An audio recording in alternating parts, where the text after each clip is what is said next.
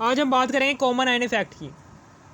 इसमें क्या करते हैं, हम सुप्रेशन करते हैं, कम करते हैं ionization of weak electrolyte. Weak electrolyte की आयोनाइजेशन को कम करते हैं, ठीक है ना, by the adding of strong electrolyte. Strong electrolyte की एडिशन से वीक इलेक्ट्रोलाइट की आयोनाइजेशन को सप्रेस करते हैं। तो फिर क्या होता है, due to common ion effect. अभी हम बात ये समझ आ जाएगी। ये जो सी डेफिनेशन है, ये डेफिनेशन अभी नहीं समझ आएगी, ठीक है ना। जब मैं नीचे एग्जांपल के जरिए एक्सप्लेन करूँ ना, फिर इस डेफिनेशन की समझ आएगी कि एक्सप्लेनेशन विद एग्जांपल। इस डेफिनेशन को मैं एग्जांपल के तौर पर एक्सप्लेन करने जा रहा हूँ। Purification of NaCl। NaCl जो सा होता है ना, सोडियम क्लोराइड, चाहे ये प्योर हो चाहे ये इम्प्योर हो, हमेशा याद रखना कि लैब में जो सा NaCl सोडियम क्लोराइड जो सा लैब में इस्तेमाल हो रहा होता है ना, वो प्योर फॉर्म में ही इस्तेमाल होता है। लैब में हमेशा याद रखना सोडियम क्लोराइड प्योर फॉर्म में ही इस्तेमाल हो रहा होता है। इम्प्योर फॉर्म में सोडियम क्लोराइड, आपको कैसे पता चलेगा कि सोडियम क्लोराइड क्या इम्प्योर फॉर्म में मौजूद है? आप क्या लो, आप दुकान में जाओ, किसी भी दुकान के अंदर जाओगे ना, जहाँ पर सोडियम क्लोराइड एंड नमक के बड़े बड़े से ढेले पड़े होते हैं, वो नमक के बड़े बड़े से ढेले के अंदर जो सा वाइट नमक होता है ना, ऐसा वो ढेले के अंदर नमक के ऐसे पार्टिकल्स कि जो सफ़ेद है, उसमें कोई प्योरिटी नहीं होती। वो क्या होते हैं, वो पूरे के पूरे प्योर होते हैं, उसमें कोई भी इम्प्योरिटी मौजूद नहीं होती। लेकिन अगर उस ढेले के अंदर नमक के ऐसे पार्टिकल्स आ रहे हैं कि जिनका रंग सफ़ेद के अलावा पीला है, सुर्ख है, नीला है, जो भी रंग वगैरह है, ठीक है ना, ऐसे नमक के पार्टिकल्स के जो कोई ना कोई रंग में मौजूद हैं उस ढेले के अंदर, समझ लेना उन नमक के पार्टिकल्स के अंदर कोई ना कोई इम्प्योरिटी मौजूद है। हमने उस इम्प्योरिटी को दूर करना है और ऐसा नमक तैयार करना है कि जिसमें सारे के सारे नमक के पार्टिकल्स क्या रहें, वाइट ही रहें, ठीक है ना। तो अब हम इस प्रोसेस को नाम देते हैं प्योरीफिकेशन ऑफ NaCl की प्योरीफिकेशन का नाम देते हैं। सबसे पहले तो हम यहाँ पर सोडियम क्लोराइड है, ये सोडियम क्लोराइड यहाँ पर लाया,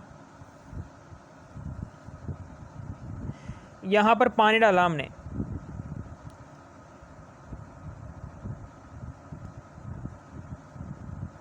ये पानी डाला जी, पानी डाली जाओ,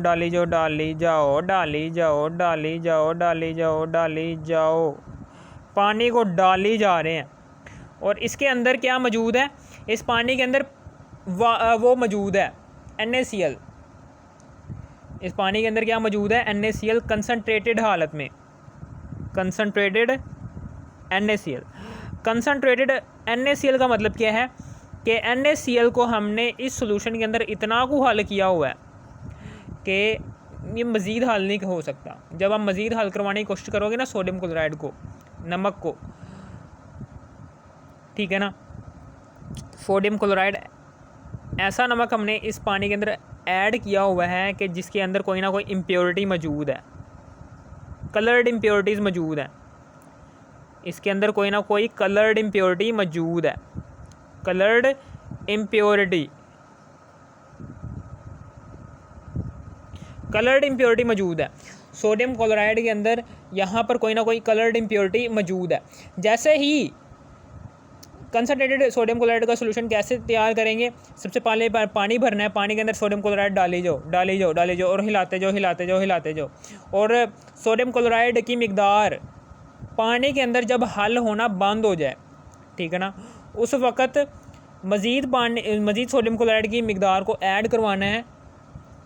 इसको थोड़ा टेम्परेचर दो, टेम्परेचर देने के बाद मज़ीद सोडियम क्लोराइड की मिकदार को ऐड करवाओ इस सोल्यूशन के अंदर और उसको मज़ीद हल करवाओ। एक वक्त ऐसा आएगा कि आप जितना मर्ज़ी टेम्परेचर दो, इसको इस बीकर के अंदर मौजूद पानी को जितना मर्ज़ी टेम्परेचर दो, किसी भी टेम्परेचर के ऊपर वो सोडियम क्लोराइड की मज़ीद मिकदार अपने अंदर हल नहीं कर पाएगा।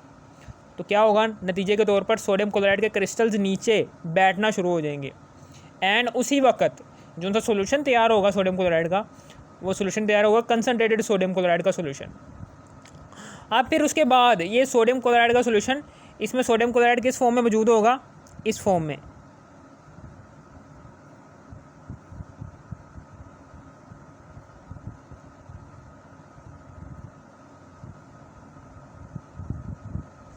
इस फॉर्म में मौजूद होगा।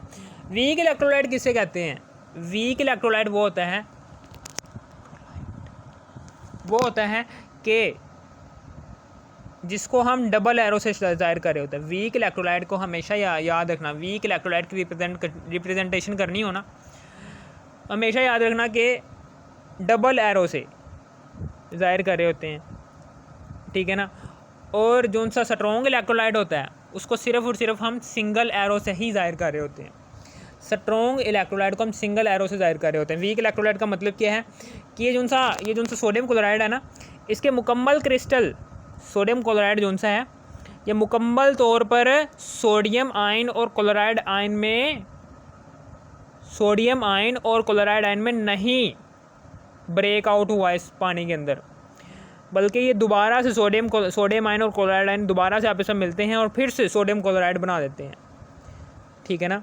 इसका मतलब ये है, वीक इलेक्ट्रोलाइट का मतलब क्या है कि ये ऐसा कंपाउंड है, वीक इलेक्ट्रोलाइट ऐसा कंपाउंड है कि जो मुकम्मल तौर पर आयोनाइज नहीं हो सका इस सोल्यूशन के अंदर, ठीक है ना।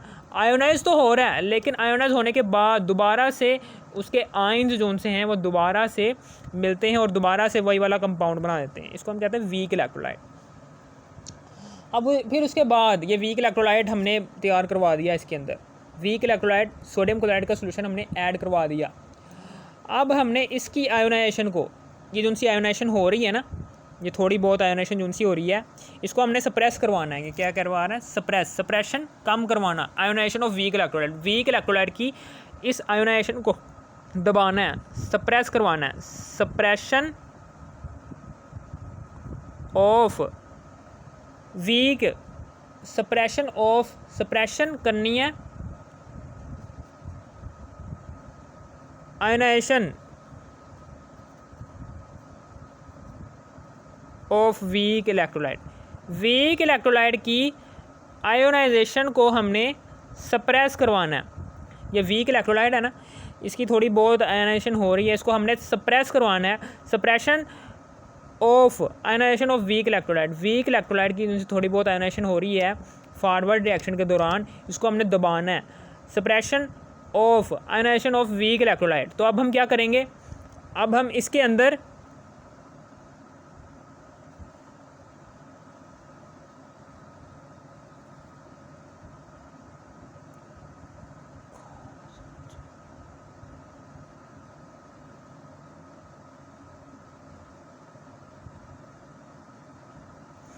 यहाँ से हम क्या करेंगे, यहाँ से हम हाइड्रोक्लोरिक एसिड ऐड करवाएंगे।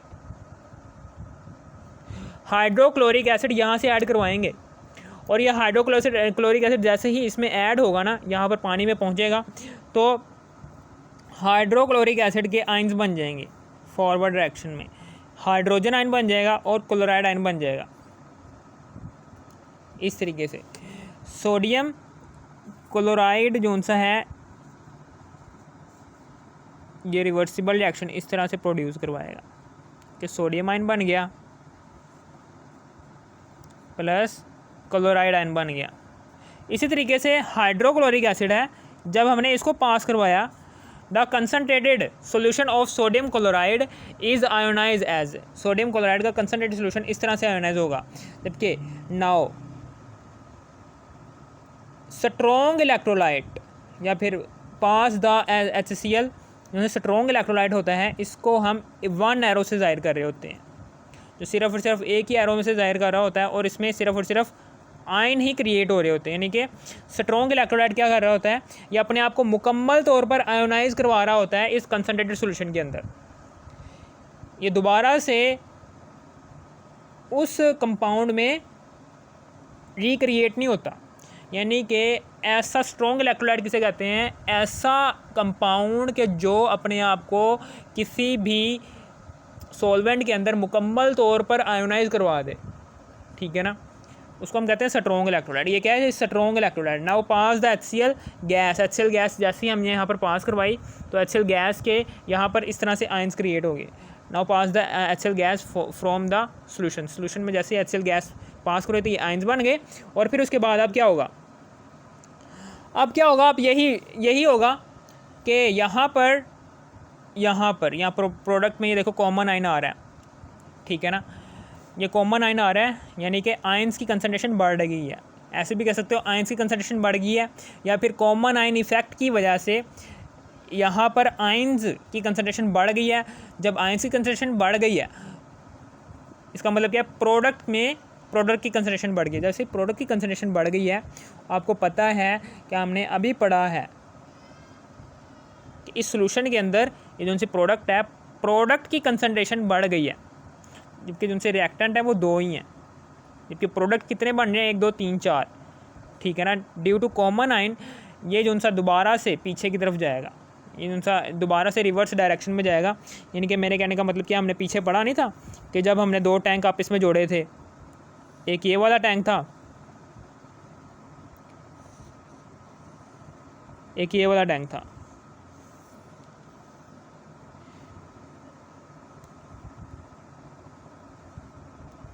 ये दोनों के दोनों टैंक हमने सेम ही भरे हुए थे। जितना ये टैंक भरा हुआ है उतना ही वो पानी से दूसरा वाला टैंक भी भरा हुआ है।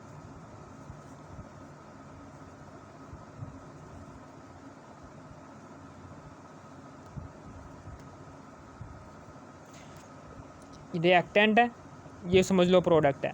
यहाँ पर प्रोडक्ट की कंसंट्रेशन बढ़ गई है, यानी कि यहाँ पर बहुत ज़्यादा मिकदार में पानी ऐड करवा दिया हमने, वाटर ऐड करवा दिया।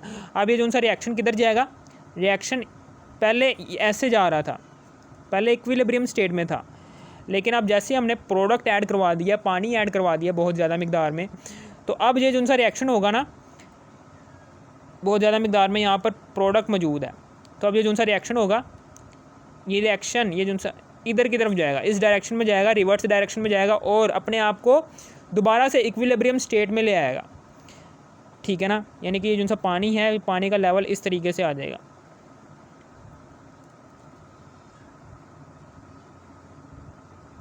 पानी का लेवल दोबारा से सेम हो जाएगा, ठीक है ना, समझ आ गई। रिवर्स जैसे हमने थोड़ा सा पानी ऐड करवाया प्रोडक्ट के एरिया में, तो ये जो सा पानी का बहाव रिवर्स डायरेक्शन में चला गया।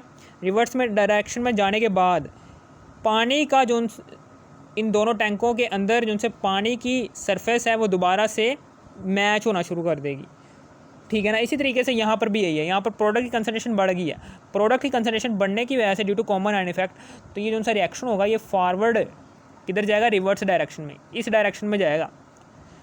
जैसे ही ये रिवर्स डायरेक्शन में जाएगा तो अब सप्रेस हो जाएगी, क्या सप्रेस हो जाएगी, ये वीक इलेक्ट्रोलाइट की आयोनाइजेशन जो सी होगी, इसकी आयोनाइजेशन में कमी आनी शुरू हो जाएगी, यानी कि सोडियम आयन और क्लोराइड आयन नहीं बनेंगे। जब सोडियम आयन और क्लोराइड आयन नहीं बन सकेंगे तो ये दोबारा से सोडियम क्लोराइड की फॉर्मेशन होगी। अब ये जो सोडियम क्लोराइड प्रिपेयर होगा ना, ये प्योर होगा, ये प्योर सोडियम क्लोराइड प्रिपेयर होगा। Due to the common ion reaction will move in backward direction, reverse direction में बैकवर्ड डायरेक्शन में चला जाएगा due to common ion effect direction, and NaCl is purify, और सोडियम क्लोराइड दोबारा से purify होना शुरू हो जाएगा। अभी जो सोडियम क्लोराइड बनेगा ना, ये प्योरीफाई फॉर्म में बनेगा। ये सोडियम क्लोराइड है, इसके आयंस क्रिएट हुए पानी के अंदर, सोडियम आयन बना, फिर प्लस, फिर क्लोराइड आयन बना, फिर इसी तरीके से HCl आया, ये स्ट्रॉन्ग इलेक्ट्रोलाइट था, इसने आयंस क्रिएट किए कंसनट्रेटेड सोडियम क्लोराइड के सॉल्यूशन के अंदर, तो फिर यहाँ पर ये सोडियम, यहाँ पर due to common ion product की कंसनट्रेशन बढ़ गई, किससे, रिएक्टेंट की कंसनट्रेशन से। तो अब क्या होगा, प्रोडक्ट चूँकि ज़्यादा मिकदार में मौजूद है तो ये रिएक्शन किस डायरेक्शन में चला जाएगा, इस वाली डायरेक्शन में, यानी कि सोडियम आयन जो से हैं वो बहुत ज़्यादा मिकदार में मौजूद क्लोराइड आयन से मिलेंगे, ये इस डायरेक्शन में चला जाएगा पीछे वाला, और अब जो सा सोडियम क्लोराइड प्रिपेयर होगा ना, ये प्योर होगा, इसमें कोई भी इम्प्योरिटी नहीं होगी, ठीक है ना, समझ आ गई आपको। 2 क्लोराइड के आइंस है ना, 2 क्लोराइड के आइंस मिलने से प्रिपेयर हो रहा है, ठीक है। तो यहाँ पर भी मैं 2 लगा देता हूँ, 2 सोडियम है के एटम्स हैं, तो यहाँ पर भी 2 सोडियम के आइंस लगा दिए। इस तरीके से हमने बैलेंस भी कर ली। 2 क्लोराइड के आइंस ये कॉमन आयन की वजह से,